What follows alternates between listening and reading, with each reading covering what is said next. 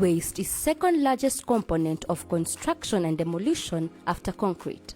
It contributes 20 to 30% of the building related to C&D total. Overall, wood accounts for around 10% of all materials deposited in landfills annually.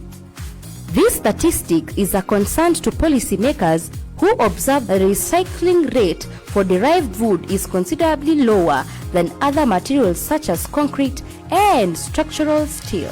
For example, the rate of concrete recycling is about 82% according to the Construction Material Recycling Association CMRA, while the recycling rate for structural steel is around 98% according to the Steel Recycling Institute.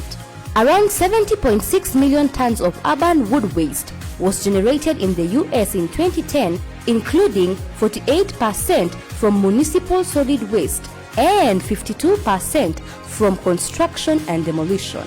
Several years ago, the Construction Material Recycling Association estimated that a further 29 million tons of waste were available for recovery after allowing for current levels of recovery, combustion, and usable materials. While CMRA does not have more current figures available, it notes that there has been a rapid expansion for recycling activities in the industry since that time.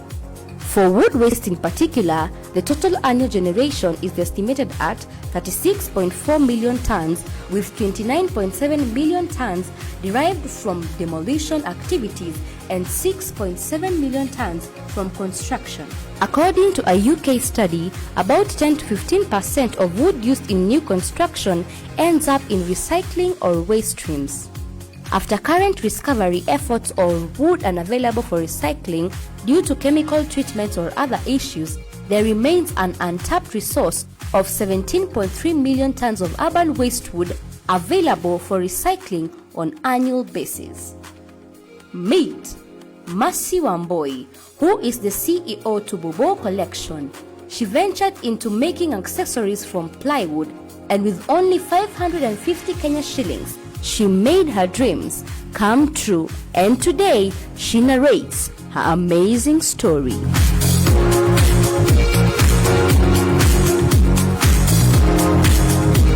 Habari zenyu, and welcome here to another episode of the Breakout Show, and my wonderful and beautiful name is Julie, and yes, this is another part of the recycling manenos.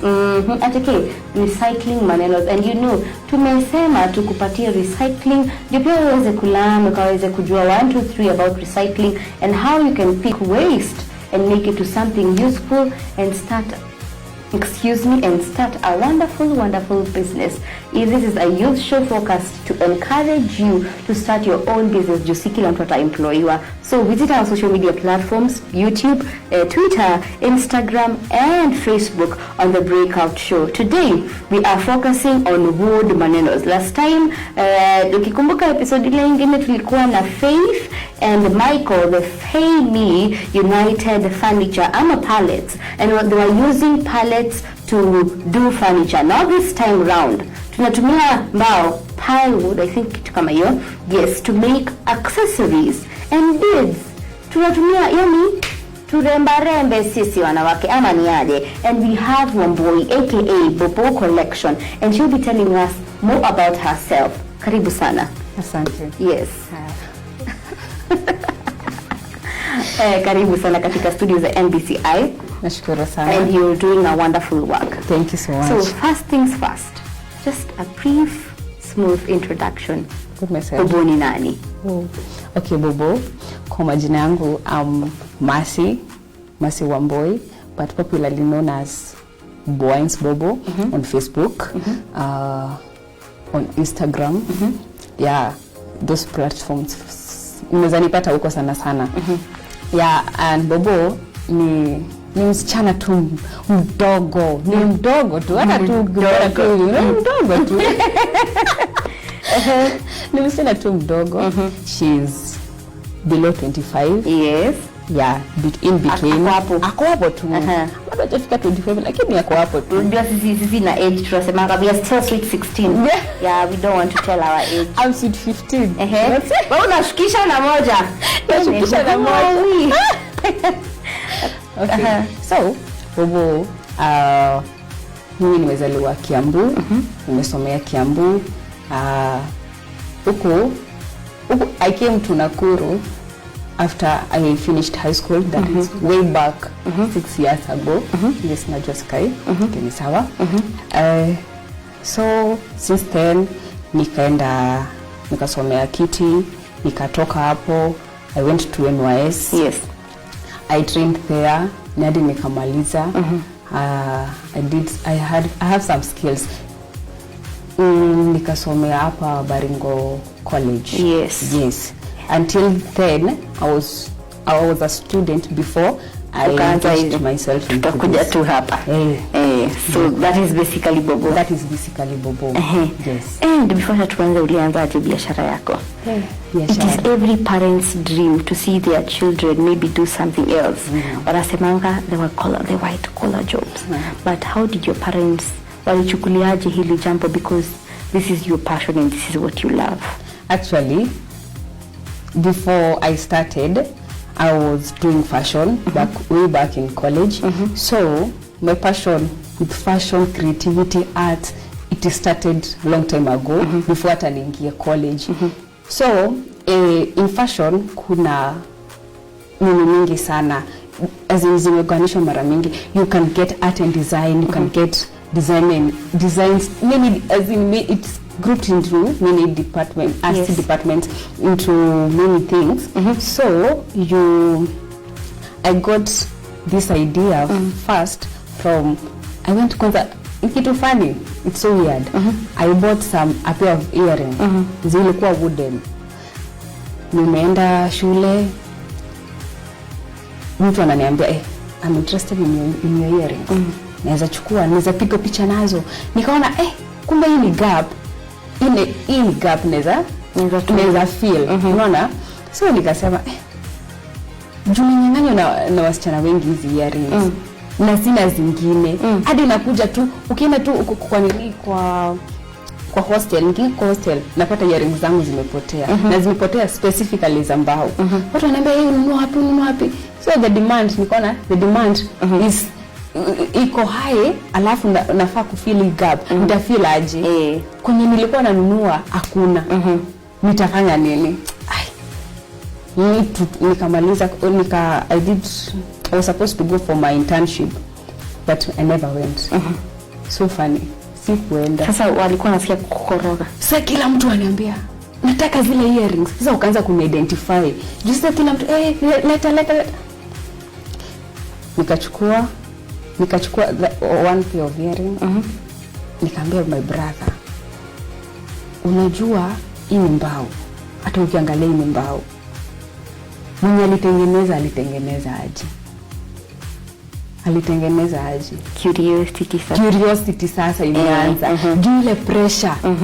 Juu sasa kila mtu anaamini kwenye utatuletea. Tunataka. Hatutaki kujua kwa utatoa, tunataka. Sasa nikaona sasa hapa nitafanya nini? Brother wangu akaniambia fanya aje? Kuna place najua, sijui kama itakusaidia. Sijui kama wanaweza kata hizi vitu, lakini unaweza jaribu. Hebu kwanza ingia YouTube. Nikamwambia unisaidie, acha kuniambia hivyo. Hii si nimekuambia ni mbao. Hii inang'ang'aniwa na watu shule. Hizi earrings. Sasa inaweza kuwa nini? Internship nimeweka kando. Nimeanza sasa kuona business. Nikifutu na biashara. Bado nasoma nipate pesa at the end of the day. So bado hapa nimeona kuna opportunity nafaa kufeel. Nimezunguka hii town. Mimi kaingia sana wanaume. Unajua mtu anaweza tengeneza ati sijui nini. Anakudirect, anakuambia sijui enda hivi.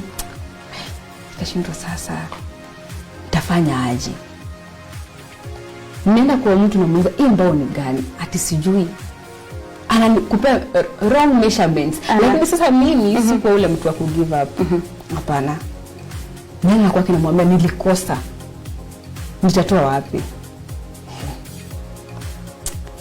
Mimi hizi vitu acha niseme ni Mungu tu amenitoa tu mbali juu. Actually nilirudi home. Nikapata hiyo mbao inatoka. Walikuwa wanauza pesa, walikuwa 500 to 600 The plywood now. The plywood. Sina pesa. Nimetoka shule. Utaki kutisha mzazi ajue kwenda internship. Utafanya nini? Mimi nilienda home nikalala. Mshtangu akaniambia kuja. Nataka nguo zangu ni chafu, fua. Nikaona nikafua, akanipea pesa. Akanipea 400. Na sijawahi fua. Nimetoka shule. Nataka kuambia mzazi kwenye hapo sasa unafanya tu chini ya maji. Alafu brother siku anataka namwambia natafuta internship. In the name of bado natafuta hii kazi. Niliona nimefua nipata 400. Nashindwa aje ni kukula ama ni ile plywood. Ku save ama ni ile plywood. Akili yangu kwanza nikonga hizi. Hizi ngeza sasa ni kale ka example tu niko nako. Nimekaa nikamwambia brother wangu nimepata 400. Hapo au niko peke yangu kwenye naishi. Kaniambia acha taona ni aje. Acha kwanza ununua hizo sapa alafu tafanya nini? Nitakusaidia. Nikaona hapana. Akanitumia pesa. Kanitumia kaniambia plywood ni pesa ngapi? Uko less ngapi? Nikamwambia kanitumia. Na mimi njaa. Nika-spend pesa nikabakisha 600. Sasa in total plywood zangu na hizo zibakisha 600. From home to town. Fair. Unakata ilikuwa 40 bob. 40 bob minus 600 uko na 560. Utakula nini? Uko njaa. Tena hii town. Nilienda kwa hardware. Nikuuliza mko na mbao nini? Sawa. Kanizia 550. Baki 10 bob. 10 bob. Junilizia 550. 550 na niko bakisha 560. Bakisha 10 bob. Nimengangana na alafu nimengara town. Nimengangana naye hadi huko kwenye sasa nafaa wanitengenezee vitu. Yes. Nimefika mwanzo madam. Ndio umenunua kitu. Nani umekubebea? Sio wewe. Ambia acha nikwambie shida inaweza fanya mtu afanye nini? Afanye vitu uwezi. Sasa after umepata plywood and everything, ulijua just ku customize into such. Kwa sababu easy design. Sasa mimi hii naona ni kichanu for real. Yes. Na nani kwa mbele ni mchanu sahihi? Haya. Okay, sasa uliweza je customize? Unajua wanachana wachana before nifike hapa. Sasa sinaona nimekuja, nimerudi home hata sasa hiyo siku sijatengeneza. Sasa nimebidi sana nianze kuingia, nifanye tu biashara tudogo ndio sasa niweze ku fund my business. Yes. Unaona? So kukatwa hata ina shida. Nilikuwa naenda tu kwa Google, naingia ama kwa apps kama Pinterest na screenshot natumia mtu mwenye ana ni designer but tuko na yeye. Ni sasa sina hizo vitu lakini sasa ananisaidia. Nice. Yeah. So unapata ananidesigner, ananiuliza measurements nini namwambia I want this size, I want this evil. So nikapata nina make progress lakini za kwanza zilikuwa that much. Lakini sasa ideas nyingi nilikuwa napata either from vitu environment napata so unaita picture image, una caption, unaweka kwa akili. Yes. So hiyo kitu nimepata unaenda unaitransform tu kitu unaona. Nice. Yeah. And inatakii how long to make kitu kama hii? Juna I guess hii imeisha ama bado? Hii imeisha. Sema hata kama hii. These ones. Hizi ziko ready. Ziko ready. Nice. Na sasa kama hii ina take how long to make kitu kama hii? Ukiwa na designs, they will take you, ndio ikuwa complete, it will take you between 3 to 4 days. Because unaipea time ya kupolish, ya kukauka, ya kupackage, kuweka nini. Una paint pia? Unachukua paint. Hiyo kama hiyo ni clear varnish. Kuna zingine unachukua paint hivyo. Alafu brushes nini. Na hizi materials uko na mtu specific unanunua ama? No. I have different suppliers. That is very nice. Yes. And guys, that is Bobo for you, and we have come to the end of the first part of the breakout show. Mina kwambia tutagawa all the way Ntabaki Chanu, then next Nitava. It's just naturally dope, it's just naturally dope. But anyway, don't go too far. We'll be right back at the second part of the breakout show. This is the serious part. Tujue mambo na capital challenges. And even zingine pale, and of course, our tricky question. And remember, this is the recycling month in the breakout show. So tegea, you never know. Kutakuwa na learn nini. My pretty and beautiful name is Judy Njunge. Kunywa maji. Tunarudi, usichukue remote by the way.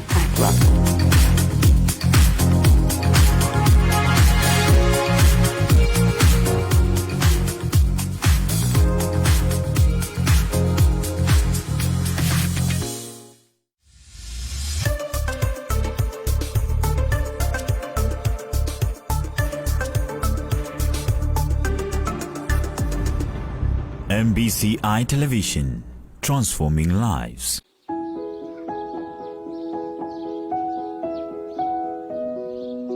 A long journey begins with one step, and only the bold and the strong-spirited will jump hurdles of life to reach their destination.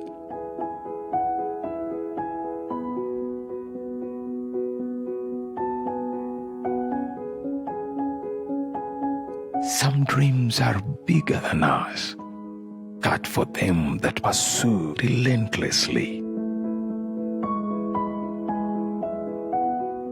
When the horizon seems like an impossibility, with the right touch and guidance, we will eventually get there.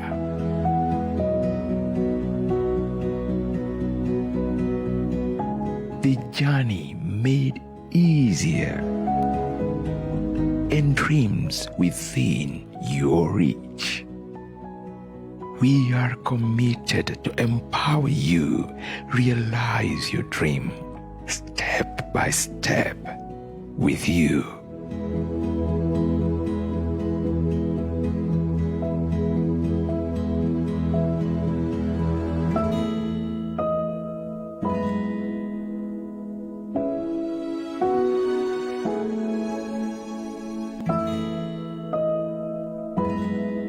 Enroll today.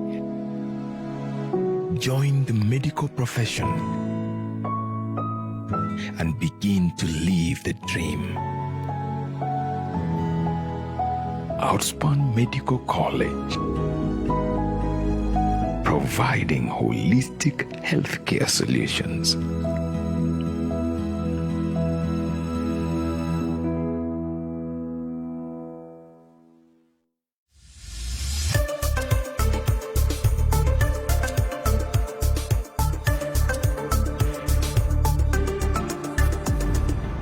MBCI Television, transforming lives.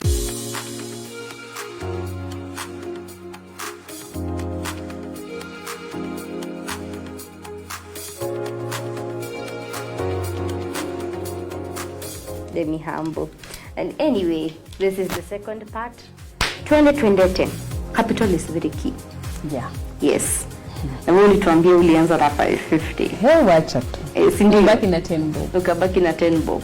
Sasa? But kuna ule youth anakuangalia. Hata before tuendeleshe kidogo na story, anasema mambo na capital.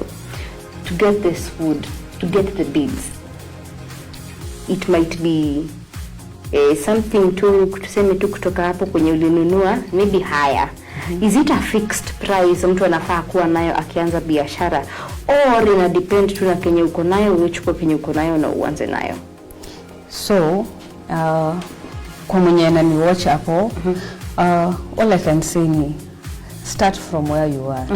Mimi ningekuwa na mtu wa kuniambia you can get hata nusu unaweza anza na hiyo nusu. Nusu yes, it's a fixed price. Ni approximately from between 500 to 600 hapo according to where you are buying. Yes. So unaweza buy nusu, you can buy a quarter according to your pocket size. Ndio sasa mfuko yetu ifanani. Ati useme hapo atutasave hadi ufikishe sijui ngapi. Watu wengi wanashangazanga wanasema ati ati I need like 10,000, sijui I need a huge capital to start. No, we anza na kinyo uko nayo. Alafu if you don't have a phone, mimi sikuwa na phone nikianza hizo vitu.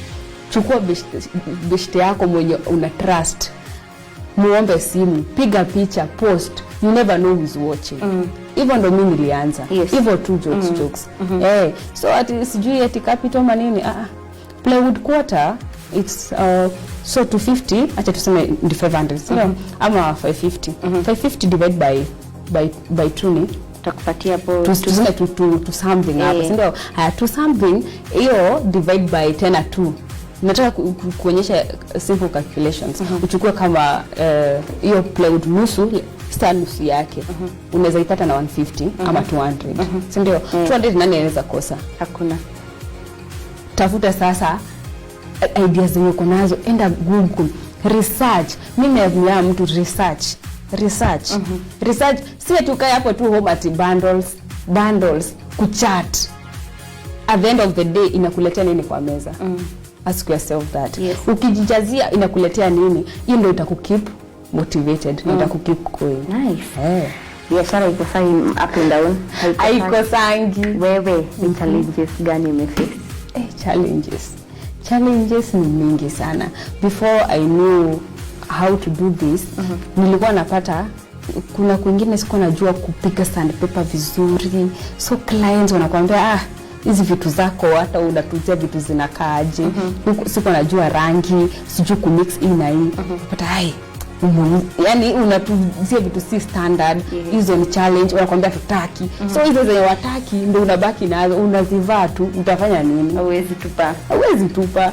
Sasa kuna mtu mwingine anasema hata tu zikikaa hivyo zinakaa poa, so tena naanza kumotivate tu hivyo. Alafu tena kitu kingine unakosa bundles. Mimi si wa huko, sina mabeshti wa huko. Sasa nimeanza biashara. Bundles na kuambia what I'm doing. Just always pigia kila mtu simu. Unataka kupost social media zako, una bundles. Unafanya nini? Na tena uwezi na sijui kwa nani akupe wifi. So lazima ungangane kabisa. 500 vijana amkeni. Hii COVID imetufunza vitu mingi sana. Ulianza biashara yako time ya COVID? Si time ya COVID. Late 2019. 2019, yes. 2019 ilikuwa wapi? Nilikuwa shule. But anywho, you're doing a great job. Sasa kuna kitu inaitwa faithfulness in business. Yes. Umepata order. Mtu anakuambia anataka hii na hii na hii na hii. Then unajua maybe unakuwa na earring yako na maybe umekosa time ya kutengeneza, unampa hiyo earring yako. Actually, do you really think faithfulness is key in this business and why? Ni cha muhimu sana ukiwa faithful kwa biashara. Me what I do, I post what I have. Unaona? Kinye niko na, so ukichagua yenye haiko na kuambia iko out of stock. Okay. Siwezi kuzia yangu. Not unless nipatane na ule bishti yangu ati nataka hizo zimevaa, anakutoa. Not unless nipatane na bishti kama anakutoa tu by force. Lakini si ati niuzie mtu yangu. Hata mimi napenda kazi yangu. Lazima pia mimi nibaki na identity, what I'm doing. Yes. Hiyo ni muhimu kabisa. Hiyo ni muhimu kabisa. Usicheze na identity yako because at the end of the day mtu atakurifaa kwa mtu mwingine. That is how this. Karo. Ni unjabi consent ndio mtengenezee. Sawa. Karo, Masi. Niona kuna Masi mwingine hapa. Sawa. Masi anaanza. As we approach to the end of the show, I would like to invite Samuel Mutisia, the Devolutional Affairs Manager at KAM, advising on packaging and branding. At the end of the day, image is very important and key. So, be faithful to what you do.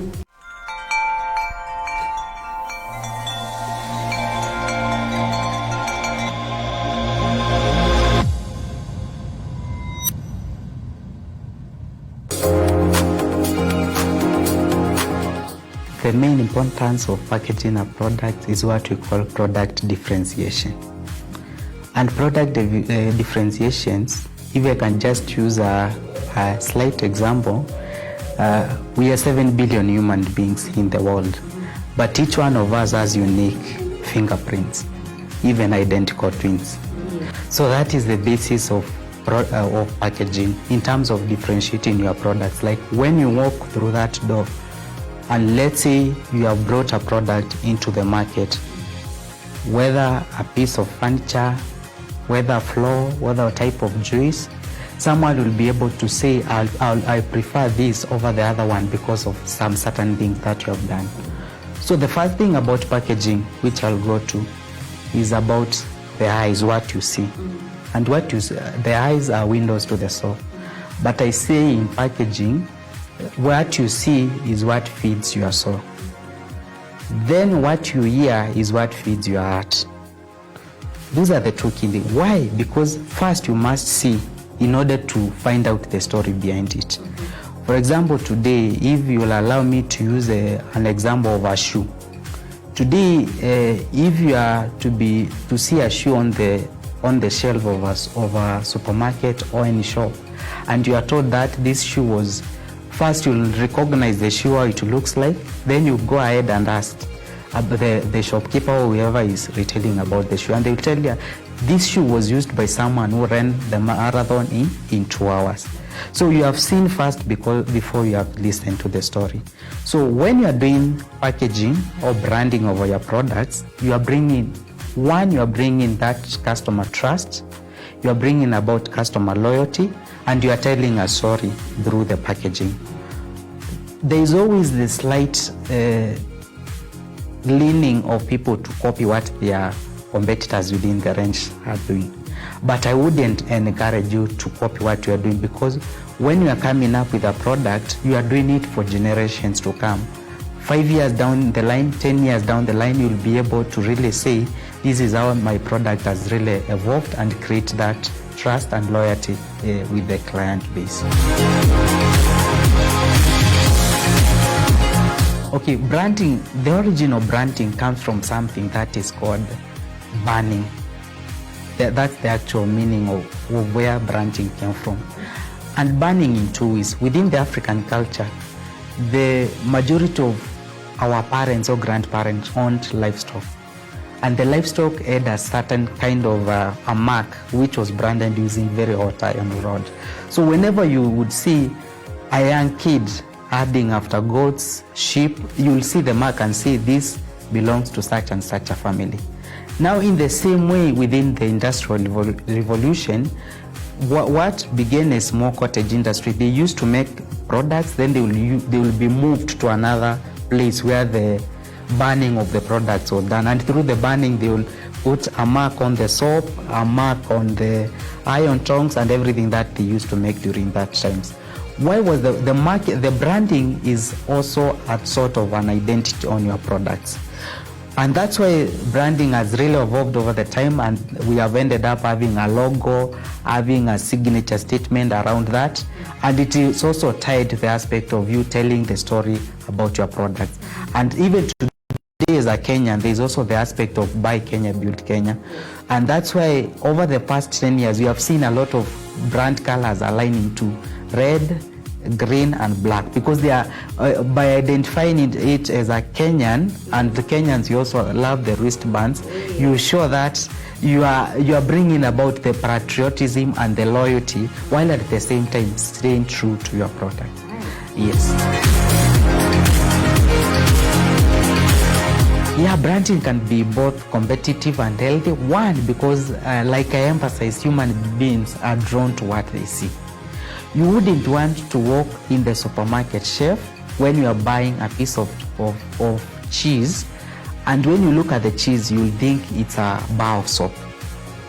You wouldn't want to walk and buying a floor of unga or uji or that, and think that maybe you are buying a washing detergent. So that is really the aspect of ensuring the story that you are telling is also aligned to the niche of the product that you are making. Yes. Yeah.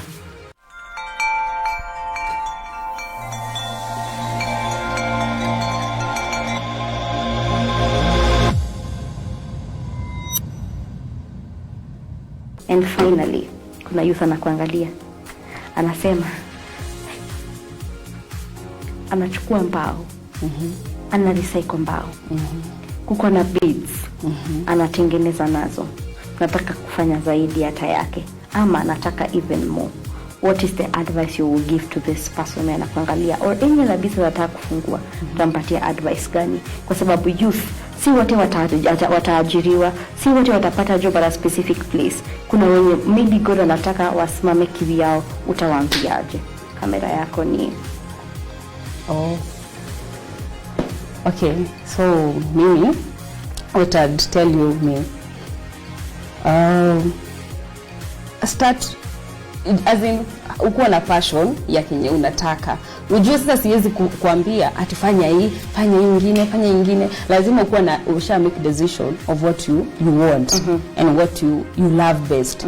Because hata nilianza na zambao, nikapata interest ya kitu ingine. That is how you get to do things. You get to grow. You get to grow.